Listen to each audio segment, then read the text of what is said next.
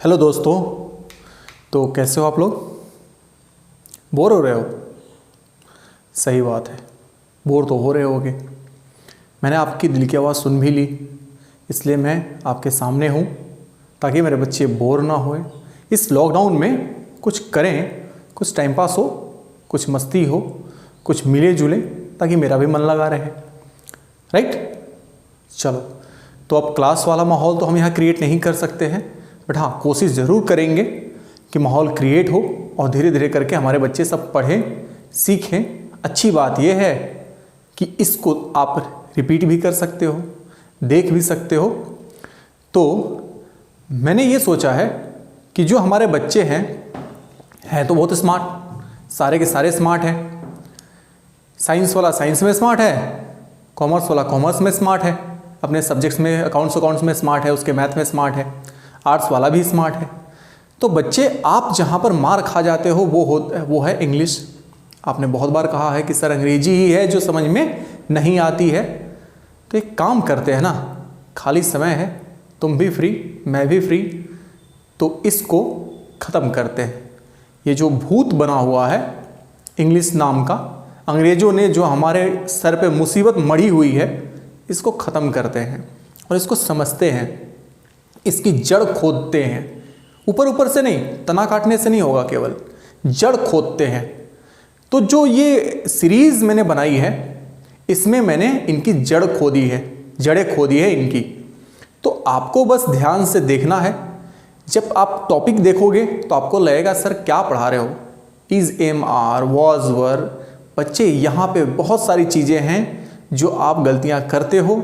जब आप बड़े हो जाओगे, जब आप कंपटीशन की तैयारी करने लगोगे, तो यही जो गलतियां हैं, क्वेश्चन यही से पूछे जाते हैं।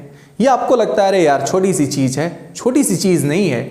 यही छोटी छोटी गलतियां ही पूछे जाते हैं कॉम्पिटिटिव एग्जाम्स में। तो बस आपको छोटी छोटी बातों का थोड़ा थोड़ा ध्यान रखना है। अंग्रेजी कंप्लीट। तो एक काम करते हैं, स्टार्ट करते हैं, ज़्यादा देर नहीं करते हैं। वीडियो बनेगी छोटी छोटी, वीडियो ज़्यादा बड़ी नहीं बनेगी। वीडियो छोटी बने ताकि आप बोर भी ना होए। आपका फेसबुक का टाइम, आपका इंस्टाग्राम का टाइम भी मैं नहीं लूँगा, उस पर भी आप टाइम दो, पूरा टाइम दो, एक्टिव रहो, मज़े करो, कोई दिक्कत नहीं, थोड़ा सा पढ़ लो। चलो, तो स्टार्ट करते हैं बच्चे। बिल्कुल छोटी चीज़, और ये छोटी चीज़ है इज़, एम, आर। अब कह रहे होगे ना, नहीं पढ़ेंगे, क्या पढ़ा रहे हैं सर, नहीं पढ़ेंगे। इज़, एम, आर तो पता ही है। पता है, अच्छी बात है। देखते हैं क्या क्या पता है इज़, एम, आर के बारे में आपको, और इससे जुड़ी हुई चीज़ें जो है, क्या आपको वो पता है, ये भी देख लो। चलो, तो बच्चे आज हम पढ़ने वाले हैं इज़, एम, आर। किसी ने आपको कहा कि इज़, एम, आर क्या है, ये कौन सी चिड़िया का नाम है, तो आपको कहना है ये जो चिड़िया है ना भाई, इस चिड़िया को हम कहते हैं हेल्पिंग वर्ब। क्या कहते हैं? Helping verb. क्लियर है? कोई दिक्कत नहीं ना? बिल्कुल नहीं, होना भी नहीं चाहिए, आप स्मार्ट लोग हो। तो ये क्या है? हेल्पिंग वर्ब है। चलो, हमारे पास एक फॉर्मूला है, इंग्लिश लैंग्वेज में सेंटेंस कैसे बनेंगे, कौन चीज़ कहाँ रखी जाएगी, इसी को लेकर फॉर्मूला बनाया गया है। जैसे हिंदी में है कर्ता ने कर्म को करण से इस तरीके से करके होता है, चलता है, तो वैसे ही इंग्लिश लैंग्वेज में भी है। हमारे पास एक फॉर्मूला है, ये है वो फॉर्मूला। देख रहे हो ना कितनी छोटा सा चीज़ है, subject plus verb plus complement. एकदम फॉर्मूला एकदम छोटा सा है, लेकिन ये जहर है। क्या है? जहर है। फैलता बहुत है, फैलेगा, बहुत बड़ा हो जाएगा ये। देखते रहना, देखते देखते भर में ये बड़ा हो जाएगा। तो ध्यान देना, ये जो जहरीली चीज़ है, जो छोटी सी जो लेकिन जहरीली चीज़ है, इसको समझना। Subject plus verb plus complement.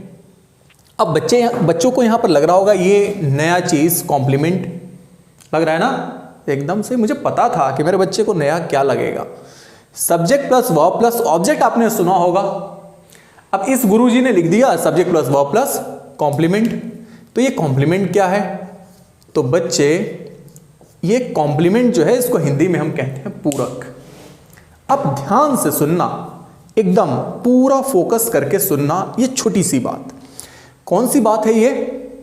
वो ये है कि जब सेंटेंस में केवल हेल्पिंग वर्ब का यूज हो।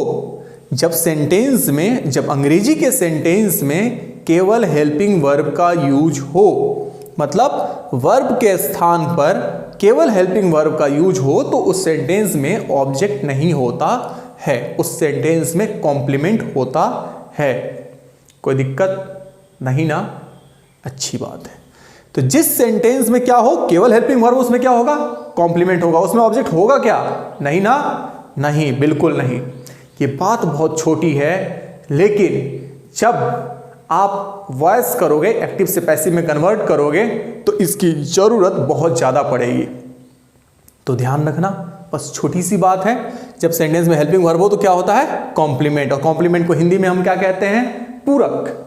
क्या कहते हैं? पूरक। यहां तक कोई दिक्कत नहीं। चलिए अब आपको मिलवाते हैं हमारी ये जो फिल्म है इसके हीरो से। ये देखो है हीरो, ये जो है ये हीरो है, इसको हल्के में मत लेना, ये हीरो है। अब ये हीरो कैसे है, क्या है, कैसे है, एक एक करके हम सब समझेंगे। सबसे पहले ये समझ लो कि सब्जेक्ट जो है ये विषय नहीं है, इसका जो सेंस है वो विषय नहीं है। इसका सेंस क्या है? इसका सेंस है कर्ता का। कर्ता मतलब डूअर, डूअर मतलब काम करने वाला। तो जो वाक्य में, जो सेंटेंस में काम करने वाला है वो क्या है? कर्ता है। वो क्या है? सब्जेक्ट है। बात आई समझ में? काम करने वाला। जैसे हम एक एग्जाम्पल से समझते हैं इसको। एग्जाम्पल क्या है? देखना, हीरो है, एग्जाम्पल पे हीरो वाली होनी चाहिए। तो मजनू भाई लोगों को परेशान करते हैं। मजनू भाई को तो जानते ही होगे। तो मजनू भाई लोगों को परेशान करते हैं। मजनू भाई यहां पर काम कर रहे हैं ना? क्या काम कर रहे हैं? परेशान करने का काम कर रहे हैं। मजनू भाई क्या काम करते हैं? वसूली करने का काम करते हैं। तो मजनू भाई कुछ काम कर रहे हैं। मजनू भाई हो गए कर्ता। क्या हो गए? कर्ता। लेकिन मैंने एक बात कही कि मजनू भाई निहायती कमीने इंसान हैं। मजनू भाई निहायती कमीने इंसान हैं। कोई दिक्कत है? नहीं ना? लेकिन क्या मजनू भाई इस सेंटेंस में कोई काम कर रहे हैं? नहीं। एक शब्द में इसका आंसर है नहीं, मजनू भाई यहां पर कोई काम नहीं कर रहे हैं। मजनू भाई की यहां पर तारीफ की जा रही है, भूरी भूरी प्रशंसा की जा रही है। राइट? की जा रही है ना? हाँ, बिल्कुल सही बात है। तो मजनू भाई निहायती कमीने इंसान है, इसमें उनकी बात की जा रही है। तो या तो कोई काम कर रहा है या उसकी बात हो रही है, तब इसे हम क्या कहते हैं? सब्जेक्ट। और ये क्या होता है सेंटेंस का? हीरो। ठीक है? डूअर काम करने वाला, या जिसकी बात की जाए, सेंटेंस का वो भाग जिसकी बात की जाए उसे हम क्या कहते हैं? कर्ता। उसे हम इंग्लिश में क्या कहते हैं? सब्जेक्ट। ठीक है? बात आई समझ में? छोटी सी बात है। अब देखना कि सब्जेक्ट के स्थान पर, सब्जेक्ट के स्थान पर बच्चे या तो नाउन होगा या तो प्रोनाउन होगा, या तो नाउन या तो प्रोनाउन। अब नाउन क्या होता है? बहुत सारे बच्चे कहेंगे सर ये तो फंसा दिए, आप तो बोल रहे थे छोटी छोटी बातें हैं। अरे बिल्कुल छोटी बात है, दिमाग भी तो तुम्हारा बड़ा है यार, कॉन्फिडेंस रखो ना अपने ऊपर। एकदम सही बात, ऐसे ही। नाउन, नाउन मतलब संज्ञा। दुनिया में किसी भी चीज का जो नाम होता है वही नाउन होता है। जो आप बचपन से आपने पढ़ा है, जो याद किया है, जो रट्टा मारा है, उसको भूल जाओ। कहो दुनिया में किसी भी चीज का जो नाम होता है वो क्या होता है? नाउन होता है। बहुत अच्छे। तो फिर प्रोनाउन क्या होता है? तो बच्चे जो नाउन के बदले में यूज हो उसे हम कहते हैं प्रोनाउन। नाउन के बदले में यूज होने वाले शब्द को क्या कहेंगे? प्रोनाउन। मेरा नाम है अविनाश, मैंने अविनाश के जगह पर यूज किया आई। मैंने ये नहीं कहा कि अविनाश बोल रहा है, मैंने कहा कि मैं बोल रहा हूं। तो क्या हुआ? अविनाश के जगह पे मैंने क्या यूज किया है? मैं। तो मैं क्या हो गया? सर्वनाम। और इंग्लिश में क्या हो गया? प्रोनाउन। अविनाश के जगह पर मैं, और इंग्लिश में क्या कहते हैं उसे? मैं को? आई। कोई दिक्कत? तो नाउन के जगह पे यूज होने वाले शब्द को हम क्या कहेंगे? प्रोनाउन। बहुत बढ़िया, वेरी गुड। सब्जेक्ट के स्थान पर चाहे तो नाउन चाहे तो प्रोनाउन, बस इतनी सी बात है। थोड़ा सा जो प्रोनाउन है उसको हम समझते हैं। ठीक है, तभी हमें पता चलेगा ना कि किसके साथ क्या होता है, कैसे होता है, क्यों होता है। तो समझते हैं यहां से। तो जो आज हम प्रोनाउन पढ़ने जा रहे हैं वो हम पढ़ने जा रहे हैं सब्जेक्ट प्रोनाउन। ये क्या है? सब्जेक्ट प्रोनाउन है। ठीक है, चलो इसमें क्या है, दो आपको दिख रहे होंगे, आई और वी। आई क्या है? सिंगुलर। वी क्या है? प्लूरल। आई का मतलब होता है मैं, वी का मतलब क्या होता है? हम लोग। Next you. यू का मतलब क्या होता है? तुम, आप, तुम लोग, आप लोग। अकेला है लेकिन बवाल चीज है, अकेला ही ढेर सारा काम करता है। तुम लोग, आप लोग, 4 सेंस होते हैं इसके, और ये सिंगुलर भी है और प्लूरल भी है। कोई दिक्कत है आपको? नहीं ना, बवाल चीज है, पंगे मत लेना, ध्यान रखना। सिंगुलर और प्लूरल दोनों है। Next he, she. ही जब बात हो नर की, जब बात हो नर की मतलब पुरुष की, मेल की, तो हम क्या यूज करते हैं? ही। और सेंस क्या होता है उसका? वह के सेंस में हम यूज करते हैं ही का।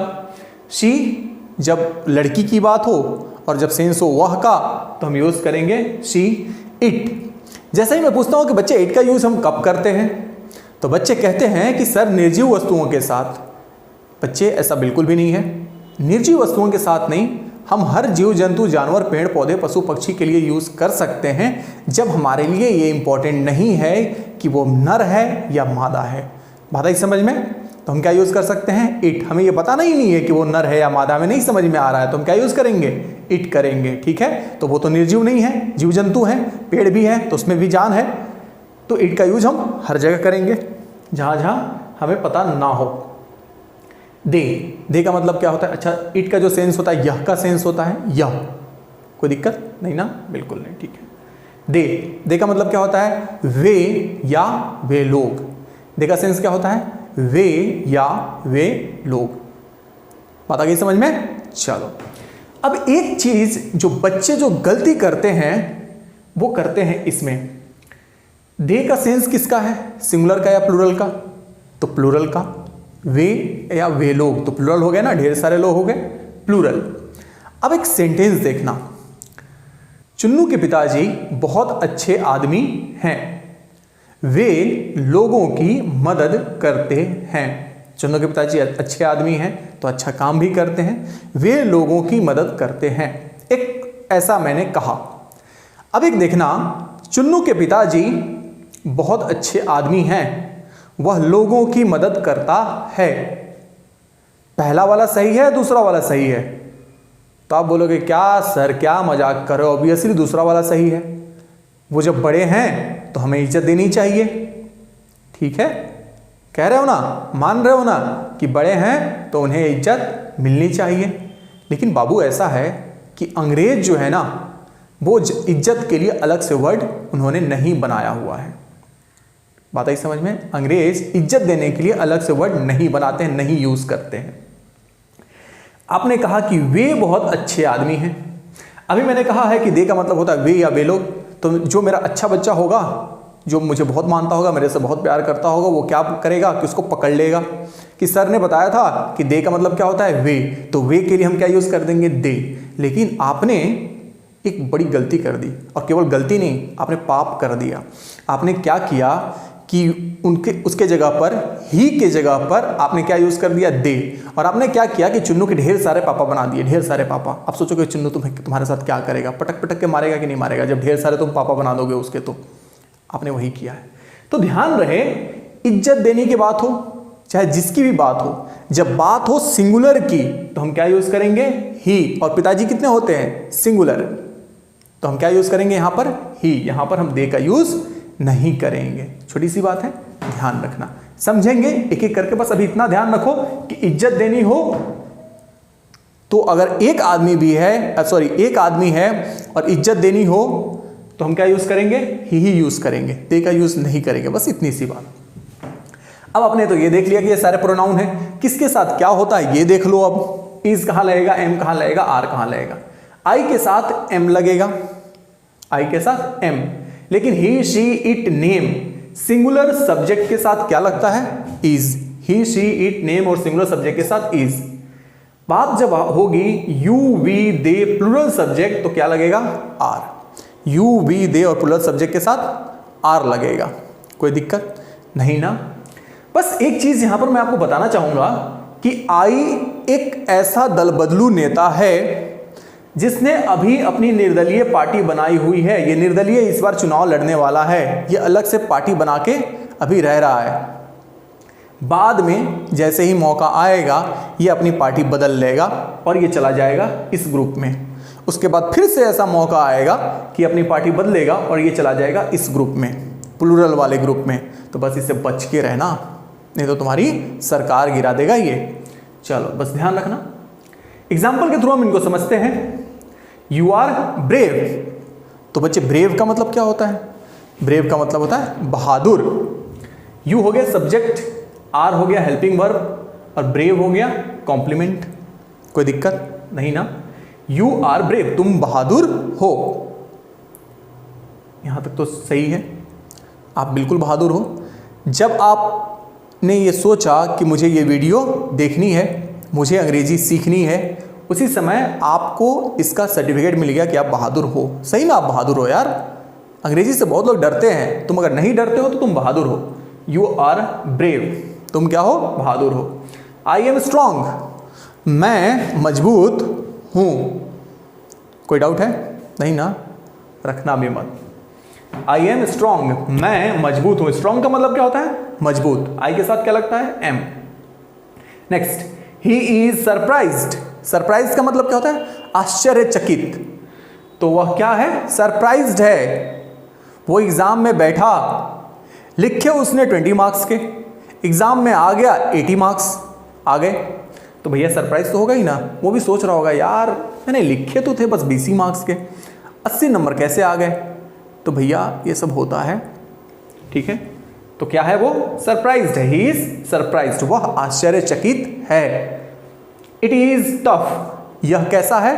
टफ है, कठिन है। कोई प्रश्न है आपके सामने है, नहीं समझ में आ रहा है, आपने कहा इट इज टफ, यह कठिन है।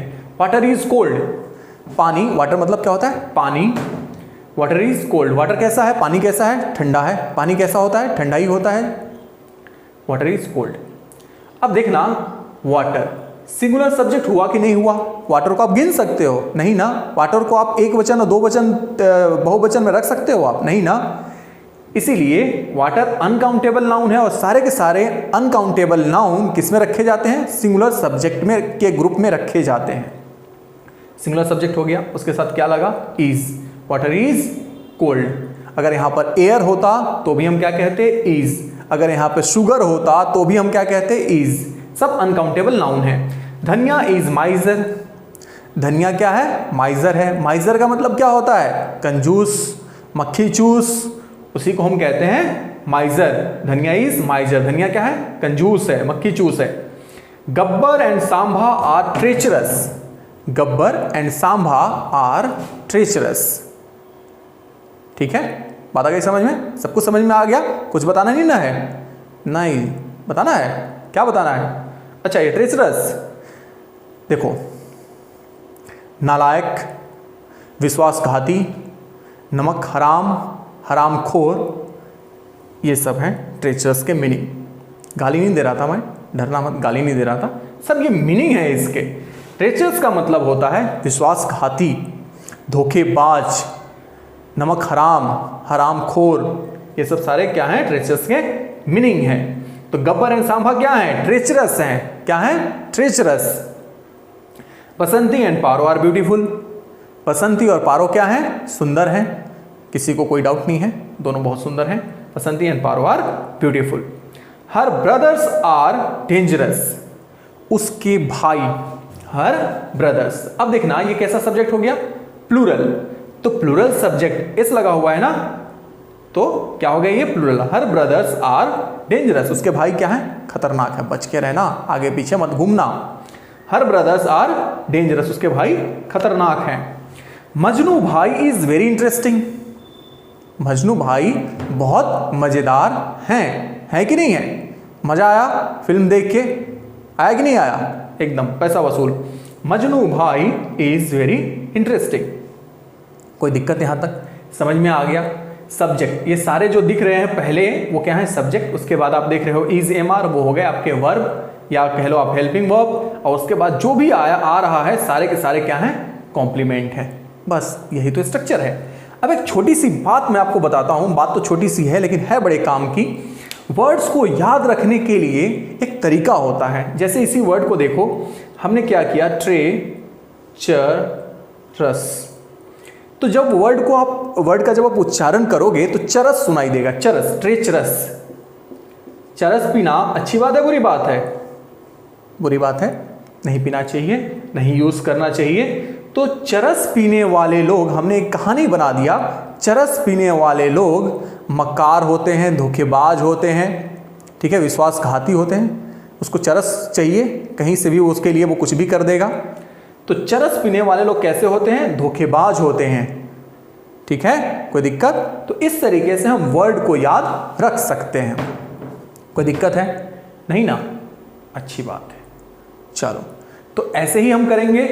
नेक्स्ट जो लेक्चर है वो है नेगेटिव स्ट्रक्चर। वहां पर हम नेगेटिव सेंटेंस के बारे में पढ़ेंगे और धीरे धीरे करके नेगेटिव के बाद इंटरोगेटिव, इंटरोगेटिव नेगेटिव। अभी हमने जो पढ़ा है ये सारे के सारे क्या हैं, एडजेक्टिव हैं। ये जो कॉम्प्लीमेंट आप देख रहे हो, सब जो देख रहे हो ये सब कॉम्प्लीमेंट है। बाद में हम पढ़ेंगे नाउन। इसकी जगह पर अभी जो एडजेक्टिव आए हैं सारे के सारे क्या हैं, एडजेक्टिव हैं। बाद में यूज करेंगे हम नाउन का, तो उसके लिए अलग से एक वीडियो बनेगी, उसको आप देख लेना, फिर दोनों का डिफरेंस क्लियर हो जाएगा। एडजेक्टिव क्या होते हैं, नाउन क्या होते हैं, दोनों में अंतर समझ में आ जाएगा वहां पर आपको, ठीक है।